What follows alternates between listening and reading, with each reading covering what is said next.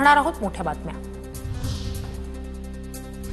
पुण्यातील गुडलक चौकात 6 दिवसांपासून विद्यार्थ्यांचं आंदोलन उपोषण करणाऱ्या आंदोलक विद्यार्थ्यांची तब्येत बिघडली। आमदार रोहित पवार यांनी घेतली विद्यार्थ्यांची भेट। 2 वर्ष सारथी बार्टी महाज्योती फेलोशिप मिळत नसल्यानं आंदोलन। त्र्यंबकेश्वरमध्ये पत्रकारांना मारहाण प्रकरणी कंत्राटदाराला नोटीस। त्र्यंबकेश्वर नगर परिषदेने एंट्री फी वसूल करणाऱ्या कंत्राटदाराला नोटीस पाठवली। ठेका रद्द करण्याबाबत कारणे दाखवा नोटीस। संबंधित कंत्राटदाराला ब्लॅकलिस्ट करण्याची शक्यता। उपमुख्यमंत्री एकनाथ शिंदे यांच्या आदेशानंतर कारवाई। मंत्री दादा भुसे यांनी घेतली जखमी पत्रकारांची भेट। पुढील 2 दिवसात मुख्यमंत्री आणि उपमुख्यमंत्र्यांची याबाबत भेट घेणार। दादा भुसेंनी दिली माहिती। या प्रकरणी संपूर्ण चौकशी केली जाईल आणि आरोपींवर कठोर कारवाई केली जाईल असंही केलं स्पष्ट।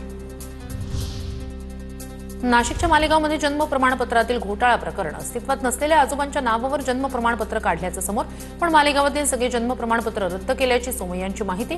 गुन्हे दाखल। विद्यापीठांमध्ये सर म्हणणं बंद करा। सर म्हणण्याऐवजी आचार्य म्हणण्याची परंपरा सुरू करावी। स्वामी जितेंद्रनाथ महाराज यांची मागणी। पंतप्रधान मोदींच्या 75व्या वाढदिवसानिमित्त भाजपतर्फे नमो युवा रनचं आयोजन। 7,000हून अधिक मुंबईकर सहभागी होणार।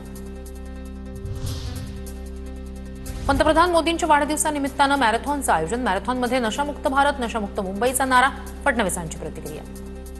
आपण ही थीम घेतलेली आहे, नशामुक्त भारत नशामुक्त मुंबई नशामुक्त महाराष्ट्र।